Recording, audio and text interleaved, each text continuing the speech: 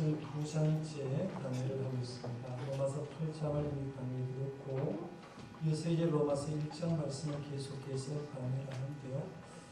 로마서를 읽어보면 이 사도 바울이 로마서를 기록하면서 얼마나 논리 정연하게 기록하고 있는가를 보게 됩니다. 그래서 우리가 왜 사도 바울을 참 훌륭한 사람이라고 얘기하냐면 그 로마서의 진리를 쭉 얘기하면서 굉장히 논리적으로 체계적으로 잘 잡고 있는 것 같은데요. 이 오카라 목사님은 로마서를 연구하는 가운데 로마서를 4가지 단계로 나눠서 이해하면 좋겠다 해서 4가지 단계를 소개를 하면서 쉽게 정리한 걸 봤습니다. 로마서의 1단계는 뭐냐면 우리를 벌거벗기신다라고 했어요. 벌거벗기시는 단계. 자, 지금 우리가 생각하고 있는 부분은 로마서 1장이기 때문에 벌거벗기는 그런 단계라고 보게 됩니다. 제2단계는 뭐냐면 옷을 벗겼으니까 그 다음에는 우리에게 의의 옷을 입혀주는 단계입니다. 세상의 옷을 벗기고 죄의 옷을 벗기고 우리의 의의 옷을 입혀주는 단계가 2번째 단계고요. 그 다음에 3번째 단계는 옷만 입혀주는 것이 아니라 성령의 사람으로 만들어주는 거죠. 진짜 하나님의 사람답게 만들어주시고 4단계가 뭐냐면 우리를 성령의 사람 만든 다음에 그의 제단 위에 올려진 거룩한 산 제물이 되게 하는 것. 그래서 로마서 12장 말씀부터는 거룩한 산 제물로 이 땅에서 살 것을 쭉 얘기를 하고 있는데요. 지난주부터 생각한 이제 로마서 본론의 말씀은 첫 번째 단계를 얘기합니다. 우리를 벌거벗기신다라는 이런 부분을 생각하고 있습니다. 예를 들면 이런 겁니다. 근데 몸이 아파서 이제 병원에 가면 외투를 아무리 좋은 옷 입고 가도 양복을 입고 가도 병원에 간호사가 뭐라고 얘기하냐면 그 옷 벗으십시오라고 얘기합니다. 옷 벗고 깨끗한 벗은 몸으로 통해서 병원에 준 가운을 입고 CT 촬영하든지 엑스레이 촬영을 하든지 촬영을 해서 내가 지금 내 몸의 병이 뭔가를 발견하기 위해서 우리의 옷을 벗기는 것처럼 이 성경 말씀과 지금 로마서를 기록하면서 도대체 사람이 구원을 얻기 위해서 이 신칭의 삶을 살기 위해서 첫 번째 거쳐야 될 단계가 뭐냐면 우리가 도대체 어떤 인간이냐는 거예요.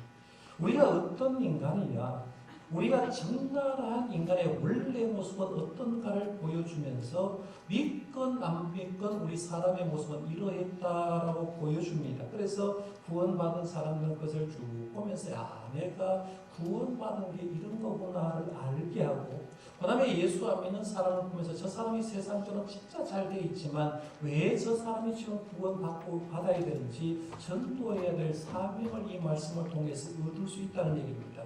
지난주에 말씀드리면서 이제 하나님의 진노 얘기를 했죠. 18절 말씀에 하나님의 진노가 하늘로부터 나타나니라고 말하면서 하나님은 사랑의 하나님이라고 생각했는데 성경 말씀 딱 로마서를 시작하면서 사도 바울은 하나님은 진노하시는 하나님이다라고 얘기를 했어요. 이 진노하시는 하나님은 예수 잘 믿는 사람에게 진노하는 것이 아니라 특별히 불경건한 자에게 진노하고 불의한 자에게 진노하는데 진노하는 게 우리 세상 사람을 사랑하는 다른 표현이다라고 말씀드렸습니다. 그러면서 불경건의 의미는 이렇고 불경건한 자들이 얼마나 어리석은 삶을 사는지 한 절 한 절 제가 지난주에 설교를 해드렸습니다. 오늘은 이제 본문으로 들어가서 지난주 말씀 그 부분과 오늘 본문과 다음 말씀에 이어진 10부분의 말씀을 읽어보면 중요한 단어가 등장하는데요. 2가지 단어가 3번씩 반복해서 쓰여지는 걸 봅니다. 그러니까 오늘 본문과 이 문맥을 살펴보면 2 단어가 등장하는데 이 2 단어가 3번에 걸쳐서 반복해서 쓰여진다. 이것만 읽으면 오늘 본문 말씀은 이해가 하기 쉬울 겁니다. 첫 번째 반복되는 단어는 뭐냐면 바꾸다라는 단어가 3번 나옵니다. 보십시오. 지난 시간에 생각한 23절 말씀에 보면 썩어지지 않는 하나님의 영광을 썩어질 사람과 새와 짐승과 기어다니는 동물 모양의 우상으로 바꾸었느니라고 했어요. 바꾸었다는 얘기입니다. 하나님의 영광을 우상으로 바꾸었다. 제가 지난주에 그런 얘기를 했죠. 아이가 장성하면 부모 간섭 싫으니까 자기가 방을 구해놓고 부모가 그래도 그리우니까 거기에 간섭 대신에 사진 하나 덧들어오면서 이게 우리 부모라고 생각하는 것처럼 사람이 그렇게 대할 때가 많다고 했어요. 2번째 바꾸다는 단어는 25절 말씀해 보십시오. 이는 그들이 하나님의 진리를 거짓 것으로 바꾸라고 얘기합니다. 하나님의 진리를 거짓 것으로 바꾸었다고 얘기했어요. 그 다음에 세 번째 바꾼다는 단어가 26절 말씀에 나오는데 하반절에 보면 곧 그들의 여자들도 순리대로 쓸 것을 바꾸어 영리로 쓰며라고 해서 이게 보면 순리를 영리로 바꾼다. 이 순리라는 것은 쉽게 말하면 도리에 순종하는 걸 순리에, 그래서 옛날 어른들이 순리대로만 하면 돼라고 얘기해서 도리대로만 하라는 거예요. 그런데 이 순리를 바꾸어서 영리로 쓴다는 말은 영리라는 것은 살아가는 이치를 거슬리는 걸 얘기하죠. 그 옛날에 왕에게 반역하는 걸 영린이라고 해서 영화 제목도 그렇게 나온 적이 있는데 우리가 순리대로 살아야 되는데 사람들은 순리대로 남녀가 써야 되는데 순리대로 쓰지 않고 영리로 바꾸었다라고 했어요. 제가 이 바꾸다는 단어를 세 번 쭉 생각하면서 지금으로부터 딱 20년 전에 히트 쳤던 노래 하나가 생각났어요. 제가 참 여자 가수인데 손을 이렇게 들고 여기 마이크를 들고 노래했던 여자예요. 이정현 씨라고 노래를 불렀는데요. 노래 제목이 바꾸어라는 노래죠. 바꾸어라는 노래. 가사가 이런 가사입니다. 모두 제정신이 아니야. 다들 미쳐가고만 있어. 어느 누굴 믿어? 어찌 믿어? 너는 못 믿어. 누가 누굴 욕하는 거야? 그러는 넌 얼마나 깨끗해. 너나 할 것 없이 세상 속에 모든 것은 속물들이야. 바꿔. 내 모든 걸 다 바꿔. 사람도 다 바꿔. 거짓은 다 바꿔. 세상을 다 바꿔라는 노래입니다. 이정현 씨가 쓴 가사가 세상이 제정신이 아니라고 얘기했어요. 세상이 지금 미쳐가고 있다고 얘기를 합니다. 그러면서 세상 모든 사람들은 속물이라고 얘기하면서 그러므로 사람도 바꾸고 세상도 다 바꿔야 된다라고 이렇게 했는데 그런데 이 노래가 나오기 2000전에 사도 바울은 로마교회 편지를 쓰면서 이미 그 시대의 사람들도 하나님이 바라시는 삶에서 벗어나서 자신의 마음대로 바꾸어서 살기 시작했다라고 이렇게 얘기합니다. 그 본문에서 세상에 바뀐 것에 세 가지를 얘기를 했습니다. 첫 번째가 하나님의 영광을 우상으로 바꾸었다. 지난주에 말씀드렸어요. 23절입니다. 두 번째 바뀐 게 뭐냐면 하나님의 진리를 거짓 것으로 바꾸었다고 해서 25절 말씀 다시 보십시오. 그게 보면 이런 그들에게 하나님의 진리를 거짓 것으로 바꾸어 피조물을 조물주보다 더 경배하고 섬깁니다. 저는 곧 영원히 찬송할 이시로다라고 했는데 여기에서 하나님의 진리를 어렵게 생각하지 마십시오. 하나님의 진리가 뭐냐로만 딱 한마디로 하면 됩니다. 하나님 자신이 진리라고 예수 그리스도가 진리라고 이렇게 얘기하시면 됩니다. 그러면 우리가 하나님의 진리는 하나님의 자신이고 예수님이라고 얘기할 수 있는데 그러면 세상 모든 사람은 행복을 어디서 찾아야 되느냐 하면 행복을 하나님께서 찾아야 된다는 거예요. 하나님께 행복을 찾고 하나님께 참된 관계를 함으로 통해서 행복을 느껴야 되는데 사람들은 하나님과 관계를 버리고 거짓 것에서 뭔가 행복을 찾으려고 노력하고 있다는 얘기입니다. 참된 행복은 여러분 어디 있느냐 하면 하나님을 아는 데 있습니다. 하나님을 영화롭게 하는 데가 있고요. 하나님께 감사하는 데 있고 하나님께만 기뻐하는 데가 있고 하나님의 이름만 높이는 데 영광이 있는 거예요. 우리 예수 믿는 게 왜 감사하고 왜 행복하냐 하면 하나님을 알고 하나님을 찬양하는 삶이 가장 행복한 사람인 줄 믿으시길 바랍니다. 오늘 성경에 얘기한 게 바로 그거 아닙니까? 오늘 본문 말씀도 25절 말씀 끝에 보면 주는 곧 영원히 찬송할 이시라고 말하면서 하나님께 영광을 돌려야 됩니다. 그런데 하나님께 찬양하는 삶을 바꾸어서 사람들은 거짓것과 피조물을 더 경배하고 있다는 겁니다. 그러나 사람들도 가셔보면 지난주에 말씀대로 어떤 사람은 우상 섬기는 사람이 있어요. 하나님을 안 믿는다고 하면서 돈 섬기는 사람 많고요. 건강 섬기는 사람 많습니다. 성적인 쾌락을 섬기는 사람도 많고 어떤 자리를 탐하면서 명예를 섬기는 사람이 많은데 이렇게 바꿔버린 세상이 되었다는 겁니다. 그러니까 하나님의 진리를 거짓 것으로 세상 사람이 바꾸었다는 얘기입니다. 그 다음에 세 번째 바꾼 걸 얘기를 하고 있는데 순리를 영리로 바꾸었다라고 해서 26절 말씀부터 27절까지 제가 한번 읽어보겠습니다. 조금 부담스러울 수도 있는데 성경에도 이런 내용이 나오는 바를 한번 들어보십시오. 곧 그들의 여자들도 순리대로 쓸 것을 받고 영리로 쓰며 그와 같이 남자들도 순리대로 여자 쓰기를 버리고 서로 향하여 음욕이 불릴 듯하며 남자가 남자와 더불어 그런 일을 행하여 그들의 그릇 때문에 상당한 고음을 그들 자신이 받아들이라고 했어요. 근데 세상에 존재하는 모든 것은 그 존재의 목적이 있습니다. 이해를 돕기 위해서 제가 그림을 띄워드리겠습니다. 이게 무엇이냐 보십시오. 뭡니까? 우리 교회 성도님들은 이걸 알고 있어요. 그런데 오지에 사는 사람들이 만약 이걸 한 번도 본 적이 없다면 저게 뭘까라고 생각합니다. 요거는 바이올린을 킬 때 쓰는 활을 얘기합니다. 활인데요. 그 다음 그림 넘기지 마시고요. 활을 한번 잘 보십시오. 활의 용도가 뭘까? 처음 보는 사람 잘 모릅니다. 활에서 음악이 나온다는 소리는 상상을 하지 못합니다. 바이올린을 난생 처음 보는 사람은 활을 보고 웅절할 겁니다. 도대체 이게 뭘까?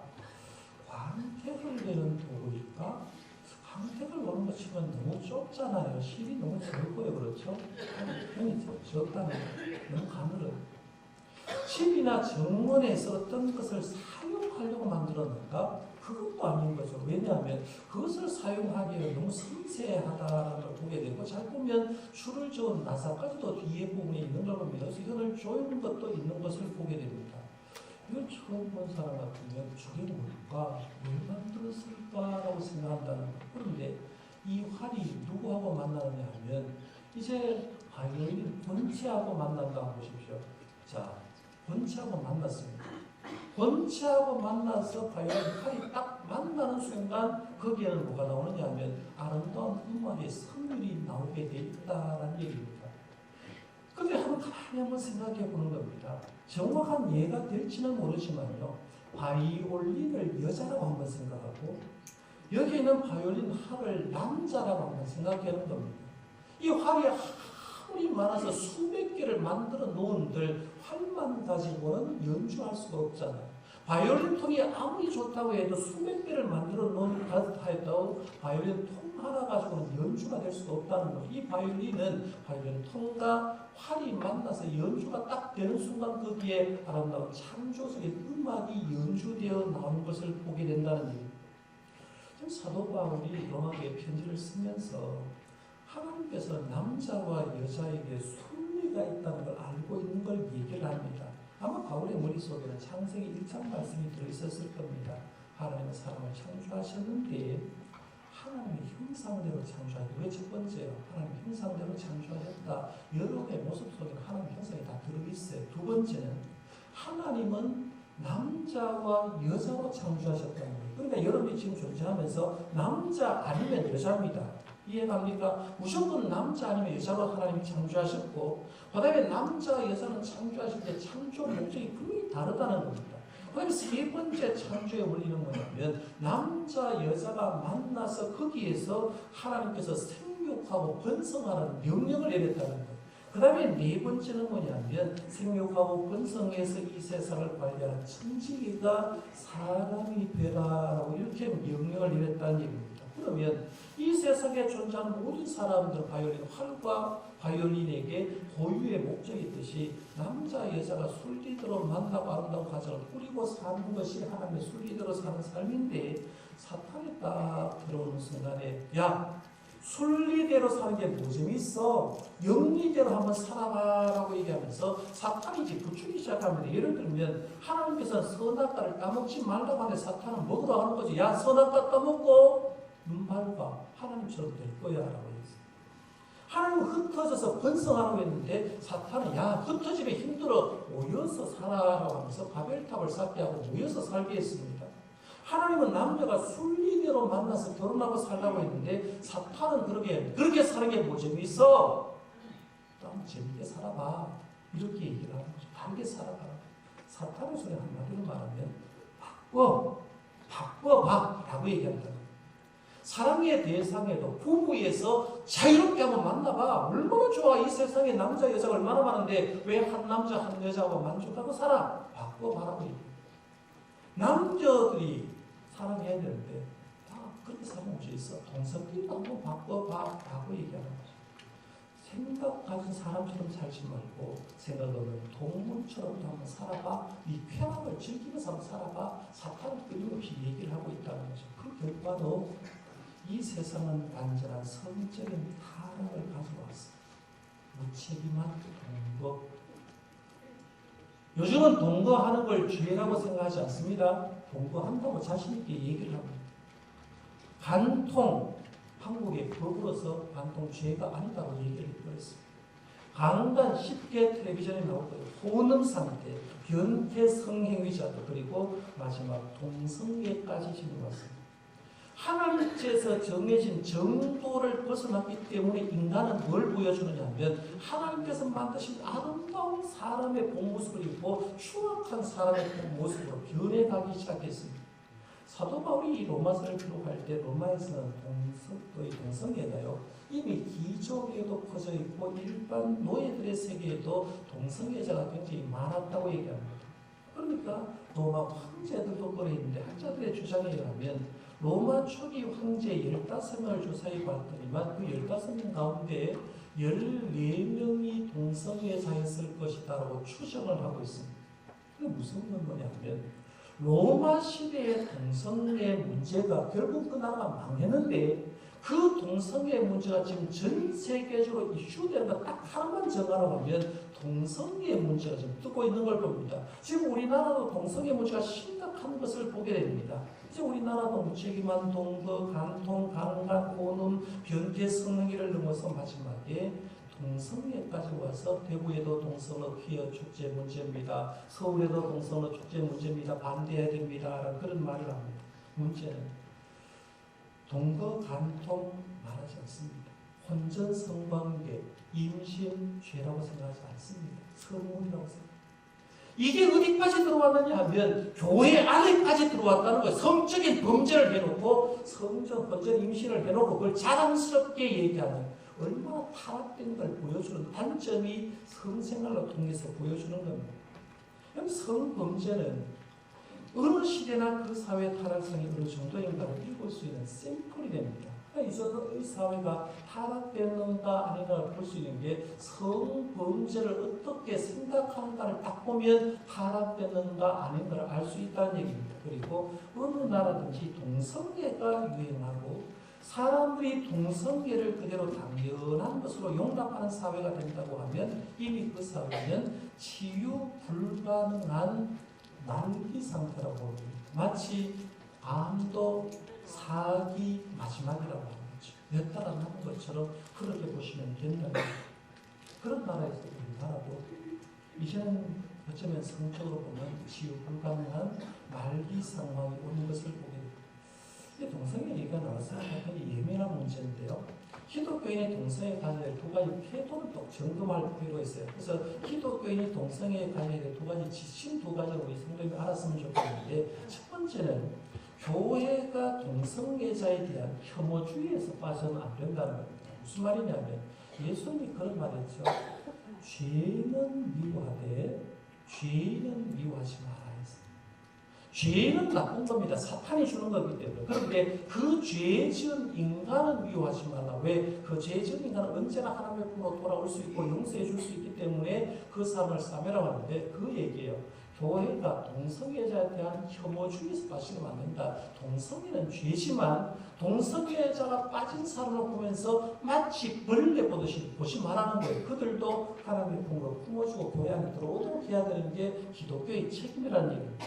두 번째는 이 동성애는 성경을 보면 동성애는 순리에 벗어난 죄라고 명확하게 명시하고 있습니다. 그러니까 동성애는 어떠한 이유로도 용납할 수가 없습니다. 죄는 죄라고 얘기하는 거예요. 순리를 벗어난 영이기 때문에 이것은 죄다. 그러니까 동성애는 죄인데 첫 번째 인정하고 그 동성애에 빠진 사람을 혐오주의에 빠져서 남가지 말고 그분을 위해서 기도하시고 하나님으로 돌아오도록 만들어야 되는 게 우리 기독교인이 가져야 될 지침이라고 한번 생각해 보시기 바랍니다. 이 정도만 생각하고요. 제가 세 가지를 바꾸었다고 했죠. 하나님의 영광을 우상으로 바꾸었고, 하나님의 진리를 거짓 것으로 바꾸고, 순리를 영리로 바꾸었다고 했어요. 문제가 하나 있어요.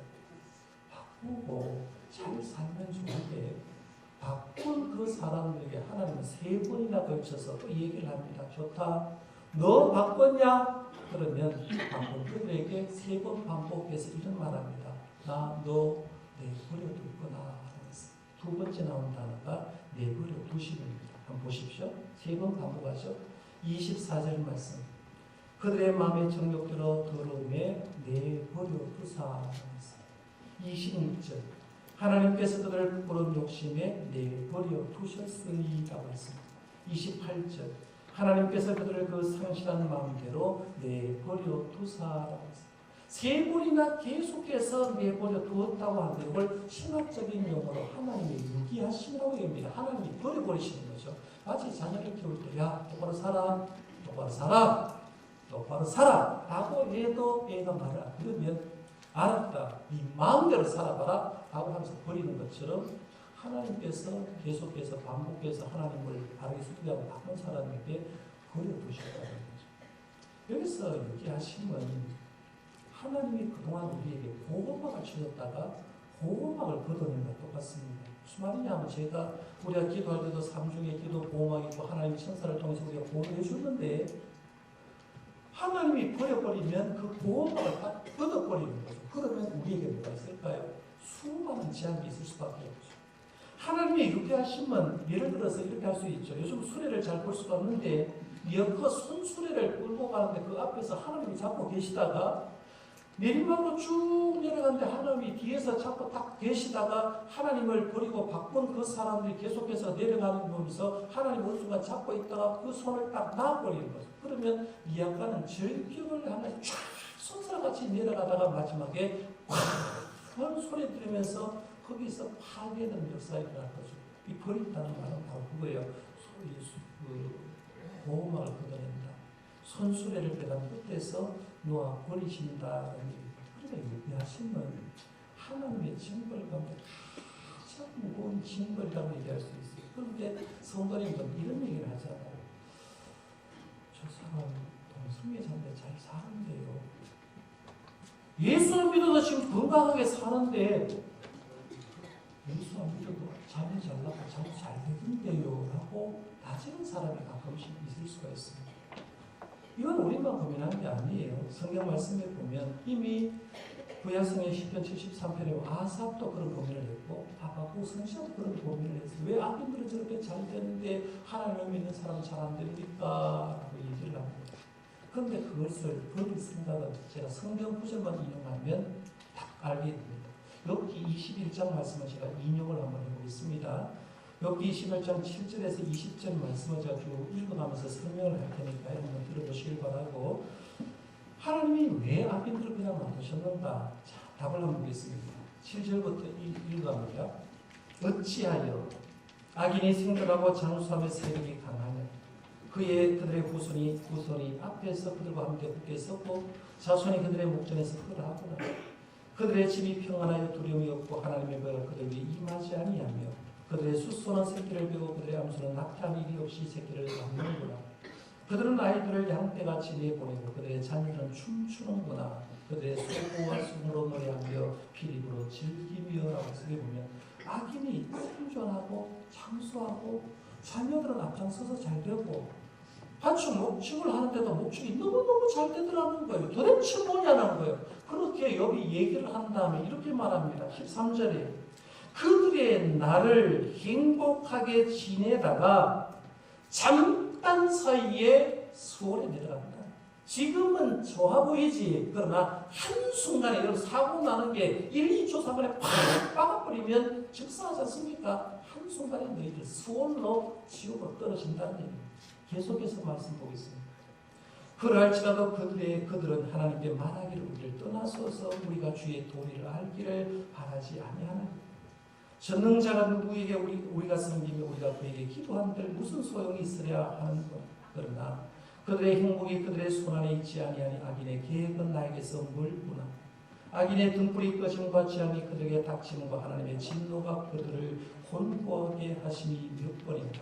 그들이 바람 앞에 그물같이 폭풍에 날아가는 비같이 되었도다라고 말하면서 수업과 내려가는 듯한 어림을 당했는데도 하나님 우리 계시냐라고 또 쓸데없는 소리를 한다는 얘기입니다. 그러면서 자기 마음대로 사는데 드디어 바람이 불기 시작합니다. 건불 같은 폭풍 같은 바람이 부는데 19절 말씀은 이렇게 얘기합니다. 하나님은 그의 죄악을 그의 자손들을 위하여 쌓아두십니다. 내가 죄를 져서 내가 벌을 안 받으면 내가 죄를 누구한테 쌓아주냐 마치 유산을 주는 것처럼 내 자식 새끼들한테 그 유산을 쌓아준다는 얘기입니다. 그러면 자식은 아무 잘못 없는데 부모 잘못 때문에 자식이 벌을 받아요. 이 얘기를 하고 있어요. 그의 자손을 위해서 쌓아두시며 그에게 갚으실 것을 알게 하시기를 원합니다. 자기 멸망을 자기 눈으로 보게 하시며 전능자의 진노도 마시게 할 것이면서 내 멸망하는 것 사람은요 자기 몸에 주사 빠면도 안 올라갑니다. 고통스러워. 그런데 내가 멸망하는 걸 악인들은 결국은 자기 눈으로 본다는 얘기입니다. 여러분 욥의 이 고백이 믿어지십니까? 악인들이 지금 이 세상에 살면서 지 마음대로 사는 건 괜찮다는 거예요. 그런데 하나님이 딱 버려주는 순간에 결국에는 그걸 어떻게 되느냐면 순식간에 지옥으로 떨어지고 자신이 멸망한 걸 자신 눈으로 볼 거고 자신이 해가 없으면 자기 대 아래 대에 그 죄가 무적이 되어서 지 자식들이 고통당할 거다. 이게 하나님의 무기하심의 결과다라고 얘기하는 거죠. 오늘 본문 말씀도 27절 끝에 보면 동성애자를 얘기하면서 그들의 그릇 때문에 상당한 보응을 그들 자신이 받았느리라 했어요. 이미 하나님께서 그들을 심판하시고 시작했고 심판은 이어져 간다라고 얘기를 했어요. 이게 하나님의 유기하심의 결과입니다. 성도 여러분, 피조물의 세 번에 걸친 바꿔라는 말과 하나님의 세 번에 걸친 유기하심의 말씀을 들으면서 우리가 어떤 결단을 해야 되는가 한번 생각해 봐야 돼요. 지금 우리가 사는 세상은 쉽게 말해서 정신을 차리지 못하는 세상입니다. 이 세상을 우리가 살아가고 있습니다. 그러면 어떻게 살아야 될까? 예수 믿는 사람은 어떻게 살아야 될까? 다른 방법 없어요. 로마서 말씀을 지금 공부를 하고 있고 이 루터가 502년 전에 종교개혁을 할 때 말씀을 돌아가는 방법은 딱 하나예요. 다시 복음으로 돌아가는 겁니다. 창조의 원리대로. 복음은 예수님이라고 했고 예수님이 행했고 행하시고 있고 앞으로 행하실 것에 대한 것이 복음인데 그 복음으로 돌아가는 거죠. 그것이 바로 16절 말씀에 나오지 않습니까? 사도 바울의 마음을 회복하는 겁니다.